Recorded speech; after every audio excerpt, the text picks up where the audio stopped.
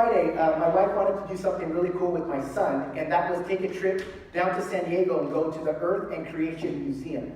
And I didn't even know that this thing existed. It's down in Santee, and it's a huge 10,000 square foot facility where you walk through the creation process, look at fossils, see how scientifically everything that God said is real and true in all of the history.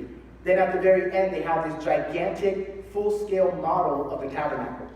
And so I, as a Bible teacher, I was able to walk my family through the tabernacle and show all the different elements and how you got to the presence of God. They even had mannequins as the high priest with the rope tied around his ankle.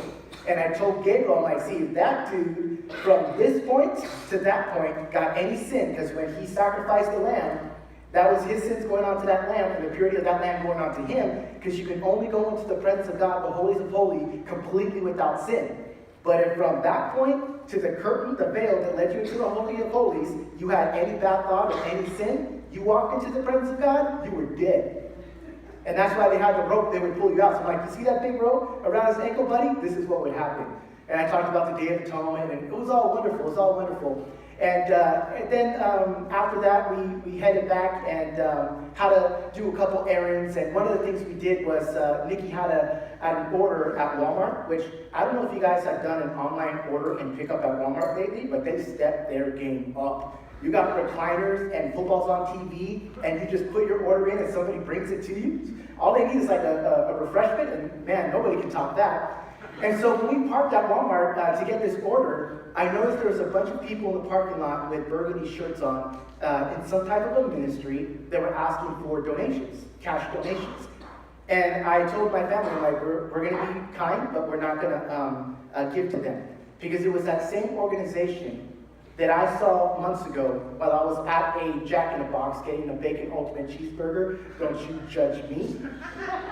And I saw those people in the parking lot. I said, what are you doing? Oh, it's for abused women's shelter, and we're just raising funds. Awesome, I think I got a couple bucks. I had like $3.30, so I gave that to her. I went inside, got my big old burger, I sat down, and that lady walks into the Jack in the Box, opens that jar of donations, dumps it all out, and buys herself some food. I said, hold up, lady. That $3.30 was for women, not for your curly fries. Don't get it twisted now. And so I said, I just can't trust. I don't know. I don't know if I can get to that person. And Nikki had a great idea. She says, if somebody comes up to you, just say, I'll go on your website and I'll find a way to donate. That way you can find out if it's true, if it's real, talk to somebody else other than somebody asking for donations in the parking lot. And when I saw that day a couple months ago, it just broke my heart. It's just to me one more thing in the Christian church where somebody's sinning, somebody's stealing, somebody's falling, and it just paints another bad picture of the church. And unfortunately, today, there's a lot of corruption in our church.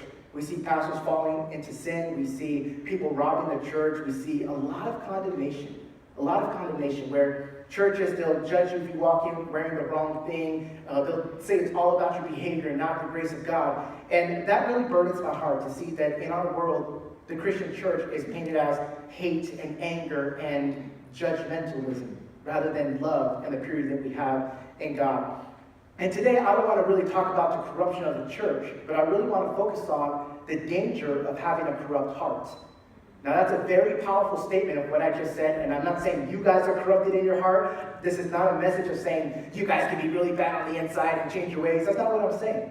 What I'm saying is that there is a danger in distraction away from the presence of God that we can slip into a place of having a heart that's hardened, having a heart that has corruption, meaning greed and meaning pride.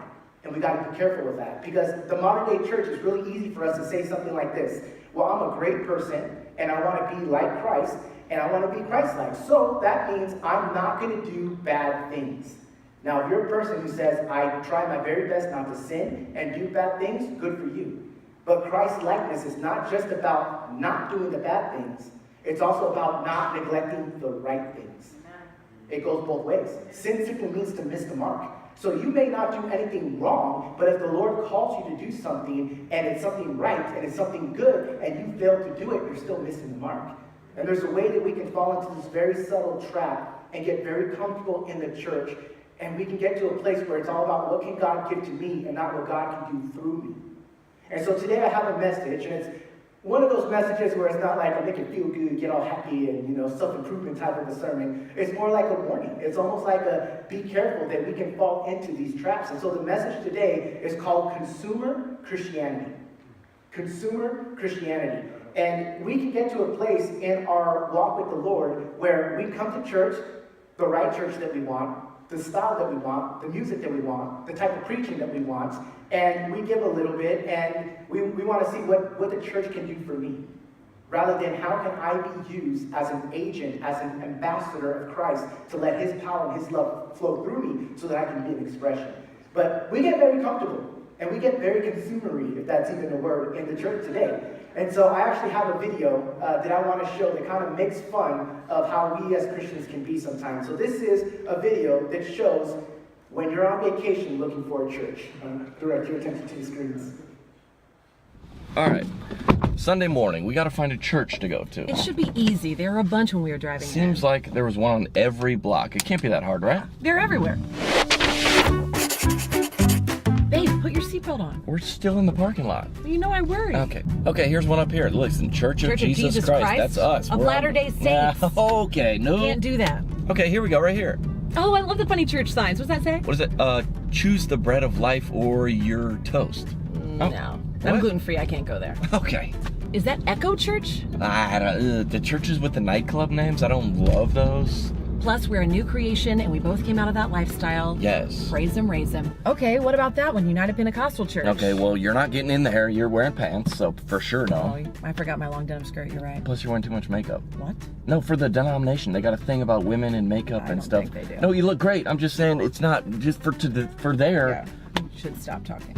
Oh, is that Iglesia de Cristo? Really, with the accent? Let's not do this. I've been using Rosetta Stone. You don't speak Spanish. We're not going to a Spanish-speaking church. I kind of speak Spanish. You don't.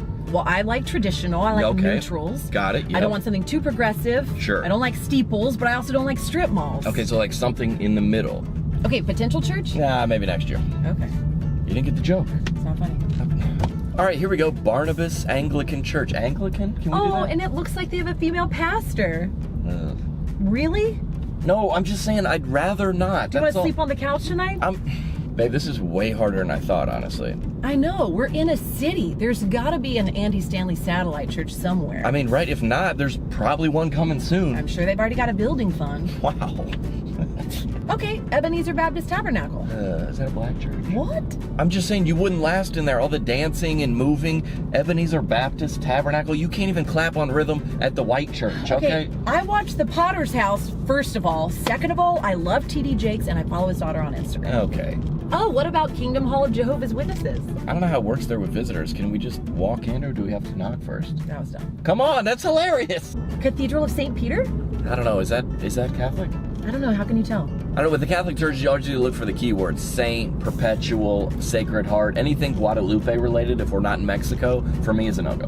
Well, what about like a mega church? I don't want like a mega church. I'm out on any church that has like cops directing Okay, two traffic. hands on the wheel. It has cops directing traffic. I'm out. It's going to take forever to get to lunch. Okay, you're right. All right, here we go. Look, New Hope Church of God. We can do that, right? Church of God. Is that the one with no instruments? I think, is that Church of Christ? Oh, no, it's Church of Christ. I grew up Church of Christ, and we couldn't even wear tank tops. No thanks. Okay, good. Great voices, though. Great a cappella. I'd still rather not. Oh, Jericho's House of Praise. What are we just going to drive around it 7 times? Maybe then we'll decide. What? It's a joke. I don't get it. Well, read your Bible. Okay, what about this tabernacle? Okay, as a general rule, tabernacles, cathedrals, temples, synagogues are all out. At least the synagogue would have a yarmulke to put on that hair. Okay. Oh, here we go. Is that Hillsong? Thank you. Lead me to the cross. This is Perfect. perfect. Let's go. Oh, babe, we're on vacation. I didn't bring my skinny jeans. We can't go to Hillsong. Yeah, but those have holes in them. They look fine. What? No. Definitely can't wear that Tommy Hilfiger shirt. What do you have on underneath What's wrong that? with this? I wear it to the office. I don't No. know, like a V-neck or Oh, something yeah, like just that. wear the V-neck and put these on. These glasses? They don't even have lenses Trust in them. me. Why? Yeah, you look like Carl Lentz. I hope What? he's Okay. preaching today. Okay, you know what? Not going here. Well, he's an attractive man. We're going to brunch. And that's funny, but we've been there. And again, we can become so consumer-minded that we forget that there is an underground church in China in which 10,000 people a day are getting saved. Yet today, in China, there's churches that are being burned. The government is coming down hard, and even a couple of pastors that have been arrested.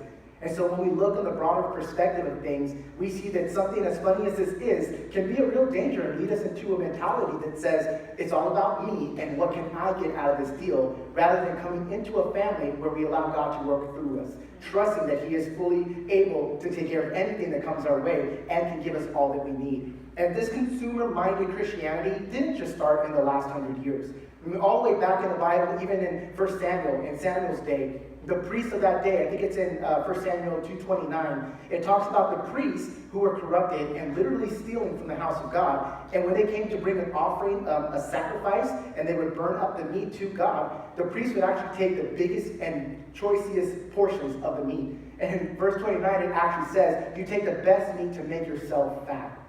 Basically become a consumer. You're taking what belongs to the Lord and taking it for yourself. So this thing goes a long way. And I want to share a story today, an example from the Word that can really teach us how we can go from being a consumer mentality Christian into a contributor Christian. And so if you have your Bibles, go with me to the book of Judges. I believe that is the 7th book of the Bible. And we're going in chapter 17.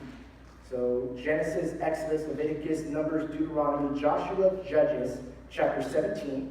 It's a short chapter, so we're actually going to read the entire thing. It's only 13 verses. And this is in Israel's day. Remember, they went through 40 years in the wilderness. They finally made it to the promised land, the walls of Jericho being the very first step. And we preached about this last week. And then after Jericho, they started settling into the land, and the Lord said, don't forget me. And we know that they forgot the Lord, and they bowed down to idols, and they got involved in all kinds of sin, and there was a split between the kingdom, and all of that drama goes on. Well, this is actually the beginning stages of welcoming idolatry into the nation, and it began with one home. So it's the story of Micah's idolatry, starting in verse 1 of chapter 17. Now there was a man of the hill country of Ephraim whose name was Micah. And he said to his mother, the 1,100 pieces of silver which were taken from you, about which you uttered a curse in my hearing, behold, the silver is with me, I took it. Again, here's the beginning stages of greed. For me, what can I get? And his mother said, blessed be my son by the Lord. And he returned the 1,100 pieces of silver to his mother. And his mother said, I wholly dedicate the silver from my hand to the Lord for my son to make a graven image and a molten image. Now therefore I will return them to you. So when he returned the silver to his mother took 200 pieces of silver and gave them to the silversmith, who made them into a graven image and a molten image, and they were in the house of Micah. So he basically created his own God. He says, I love the Lord, but I want more, and I'm going to go another avenue of trying to get blessed. So he made for himself his own God, the way he wanted his God to look, the way he wanted his God to bless him. And the man Micah had a shrine and made an ephod in the household of idols and consecrated one of his sons that he might become his priest. In those days there was no king in Israel. This is very scary. No king in Israel. Every man did what was right in his own eyes. Now God wanted to be the nation's king. A theocracy where God runs the nation. But because the Israelites were jealous of all the other countries who had kingdoms and a king and royalties and all those type of things, they demanded that they would get a king. It wasn't the heart of God. But in those days, this was before all the kings started coming into the nation of Israel. Everybody just did what they thought was right in their own eyes, which is very scary. Verse 7, now there was a young man from Bethlehem in Judah, of the family of Judah, who was a Levite. And the Levites of the 12 tribes of Israel were like the pastors of the time. They were the priests. They were the ones that didn't have to pay taxes and were the holy men, the holy tribe. And he was staying there. Verse 8, then the men departed from the city from Bethlehem in Judah to stay wherever he might find a place as he made his journey. And he came to the hill country of Ephraim to the house of Micah. And Micah said to him, where did you come from? And he said to him, I am a Levite from Bethlehem of Judah, and I am going to stay wherever I may find a place. Micah then said to him, dwell with me and be a father and a priest to me, and I will give you 10 pieces of silver a year and a suit of clothes and on your maintenance. So the Levite went in, and the Levite agreed to live with the man, and the young man became to him like one of his sons. So Micah consecrated the Levite, and the young man became his priest and lived in the house of Micah. Then Micah said, now I know the Lord will prosper me, seeing I have a Levite as my priest, his very own pastor. That's like hiring me to be your personal pastor at home. You know, just whatever you need, I'm there and I'm available. Now, the reason why this story is so important is that Micah's sin, he introduced, like Adam and Eve introduced the first sin, Micah introduced the first idolatry into the promised land. So something that began at home, sin and greed that began at home, eventually spread to the entire nation. And see, that's the danger of what happens when we become consumer-minded. But see, the great thing about this is that just in the same way that evil can start in the home and spread to the community and the land, love and power and grace can start in the home and spread through our community and spread through our land, if we can go from being consumer-minded to a contributing mindset. And when we fall into the consumer mindset, we stop thinking about other people. We stop thinking about the needs of those who are around us. We lose the compassion that Jesus himself modeled for us. We forget about the hurts and needs of others and only focus on our own needs. And again, this story that kind of woke me up to how comfortable I have become in the last couple of weeks and just going through the motions and just getting by. I listened to several podcasts, as you know, throughout the day. I listened to a lot of sermons throughout the week, and I heard a story this past week that broke my heart. It's one of those doesn't end in a happy ending kind of a story. And it's a guy named Tommy Green. He played in a heavy metal band for lots of years, but he was a believer. And he finally finished his touring, finished the band, and they stopped working together as a band anymore. And he started working in the church. He started his own ministry. And one day he gets an email from a 15-year-old girl in France. And immediately he was cautious because he was a known heavy metal artist, and he gets, fans from all over the country, and he wanted to be careful. It's a woman, it's underage, and so he gave it to his wife to look at and to read. And the wife found out that this young girl was having a lot of trouble at home, and she was reaching out for help. I don't know how she got the connection and saw that he was a believer, but she reached out for some type of help, that she was being abused in the home, and that her home was not a safe place to be at. And so this guy and his wife, they found a way to get a local Christian organization to go there and to step in place, and found out that it was actually a very bad situation that she was in. So they took the girl, 15 years old, who could speak 6 different languages, who could play the piano, and I mean, this is a young French girl. It's not, some, third world country or so forth. And this happened just but a few years ago. And they took the girl into an orphanage. And when that happened, the father actually signed away all of his rights as a father. So she was literally going in the process of being orphaned. And so they're starting this communication back and forth. He's trying to minister to her and try to get her, in a place of health and just being available for whatever they want. Well, one day the father comes with 2 guys posing as lawyers. And they end up taking the girl, and they end up selling her. Family, if you know what I mean. Again, there's children in the room, so I want to be careful with what I say. So she's trafficked.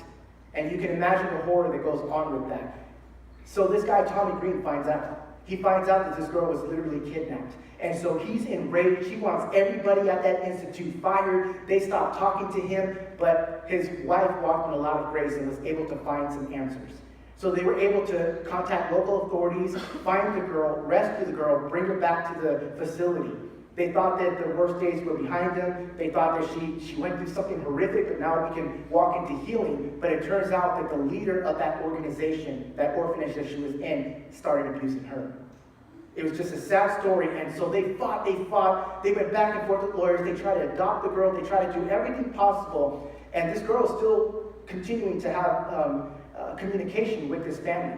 And so they're hearing about all the horrors that are going on. Finally, they found a reputable company that they knew they could step in with authorities, and at 4:30 in the morning, they barged in to find dozens of young girls. And they said, "Where is the young French girl?" And as he was queued up, this man came around, and they basically got the information that they wanted out of him using severe means. And they found the girl in a little side room on a cot, so hurt and so weak she couldn't even walk. And I told you this story has a bad ending. Just a few weeks later, she ended up passing away due to her injuries. And so they were devastated, they were hurt, they were broken, they had no idea how they were going to pick themselves up from this horrible situation, because this isn't just where you see trafficking happen. This is a rich young girl who knew 6 languages. That's every youth in America today. And so they let their hearts get healed by God. They stayed in a place of prayer. And then a year later, they get another email from another girl. And immediately he jumps to the emails like, wherever you're at, don't believe them. You got to go to the authorities. And she says, no, I'm okay. I've been saved. But I just want to let you know who that other girl, that French girl, have you heard anything about her? And he says, I'm so sorry to tell you, but she did, in fact, pass away. And he gave her that information. And this young girl, who was released from being enslaved at a bar for a year and a half, at only 15 years old, she says, well, that young girl, in the place that we were at, she went to girl after girl after girl every single day and prayed over us, ministered to us, gave us hope, and let us be encouraged.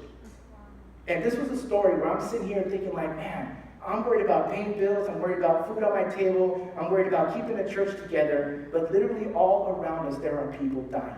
Literally all around us there are people being enslaved, mentally and physically being enslaved. All around us there's people that are addicted out on the streets. All around us there are people whose homes are breaking apart. All around us there's people who are dying who need the power and the love of God, but it cannot be released unless it is expressed through us.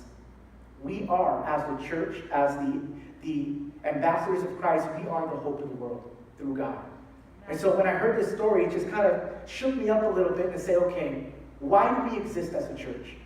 Why are we on this planet for such a short amount of time as Christians?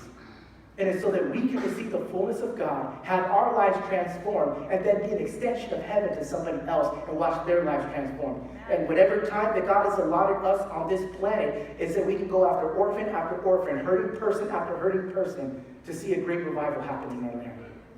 But consumer Christianity is what can darken us, harden us, to see the hurts and the needs of those who are around us. And so my urgent plea and my encouragement for us this morning, our challenge even, is let's not be blinded to the hurts that are around us because we're too concerned about fixing our own hurts. And so if you're taking notes, there are a few things, some encouragements that I want to give to you on how, in the smallest but most powerful ways, we can be an extension of heaven by being a contributing Christian and not a consumer Christian. The first one is that, do you have a story? These are 3 questions I want to ask you. Do you have a story? Do you have a story to tell? Because your story is very powerful. See, in Mark 5, Jesus was on a boat crossing the Sea of Galilee, and he goes into this land called the Decapolis, which was 10 cities. They're very demonic. They were not Jewish, and so they raised pigs who were unkosher to the Jews. And Jesus takes his buddies, and they go over to there, and they see a man who is possessed by thousands and thousands of demons. And he runs and bows in the feet of Jesus. And Jesus, as we know, cast out all the demons into the swine, which was hilarious because they were unkosher. They drown in there. This man comes to his right mind. He was tearing off chains. He was cutting himself. He was screaming in the cemetery at night. Not freaky at all. And he was completely free. People saw him clothed and in his right mind. And they were afraid.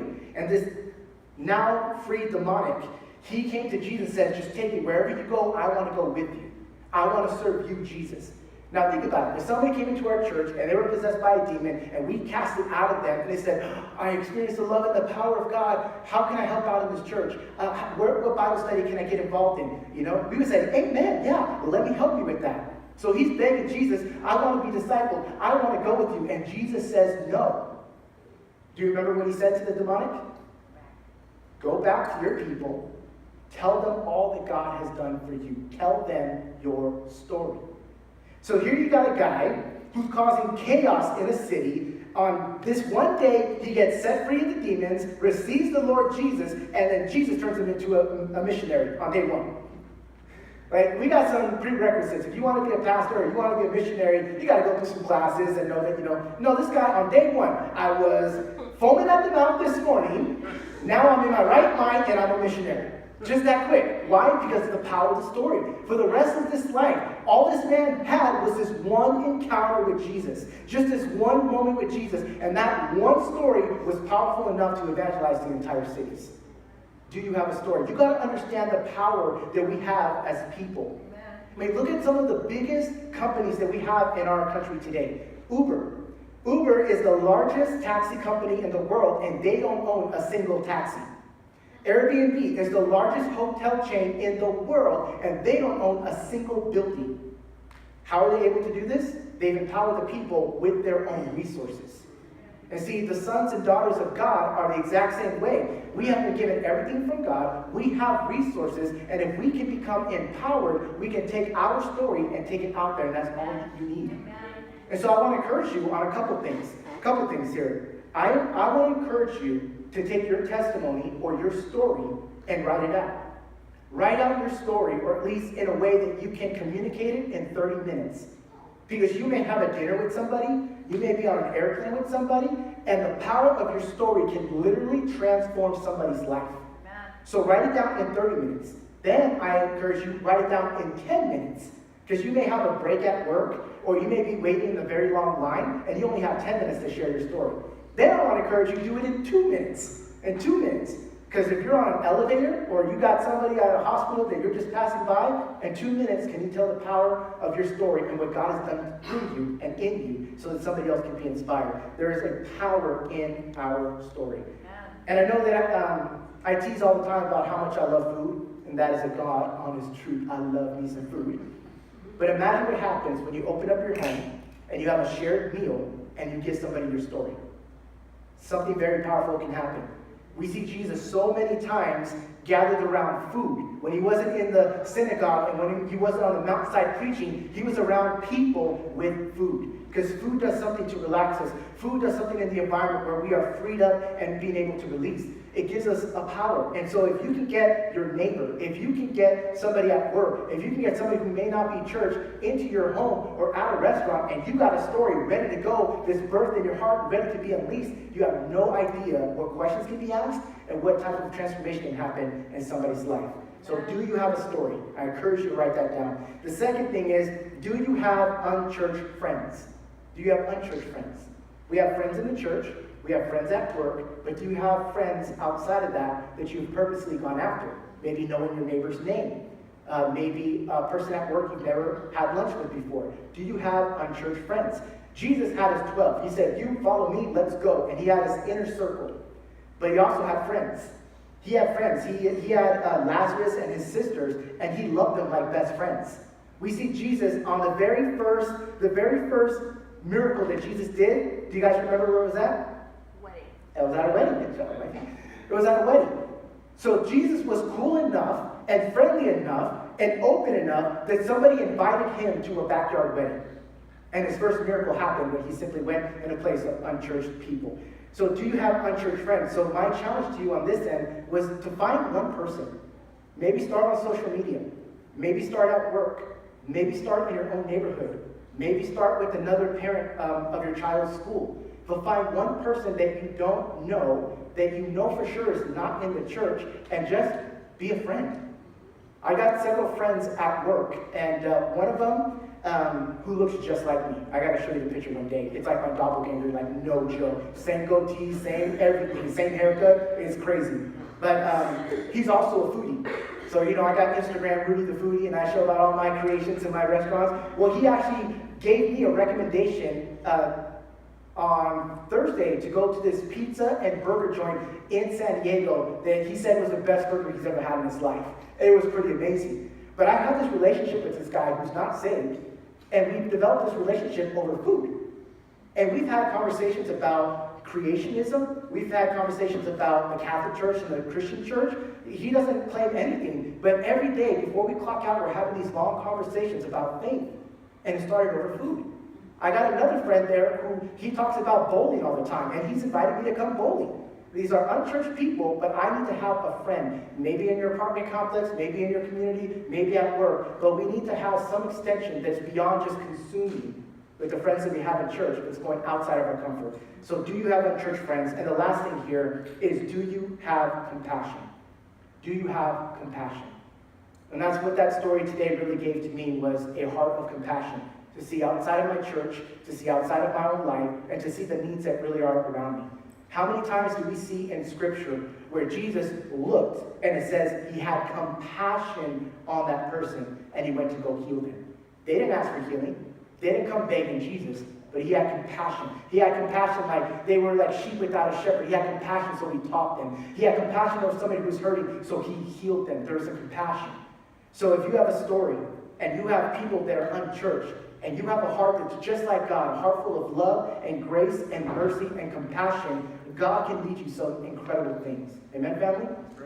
And so I don't want this sermon to just be like, this is what you have to do. If you don't do this, no. What I'm asking you to do is to sit with God sometime this week and have a great conversation with the Lord about, in my own sphere of influence, how can I be of a kingdom impact? How can I influence and love the people that you have put around me? Have that conversation. If anything this week, begin to talk to God about how you, in your own skill set, in your own personality, can reach out. And ask the Holy Spirit for opportunities. Ask Him to bring people into your life. Ask Him to make it easy for you. Because once you have a testimony under your belt of leading somebody to the Lord or ministering to somebody and they get healed, it's going to become very contagious and almost an addiction for you. And so I pray that you were encouraged today. I pray you didn't feel like I was beating you down today.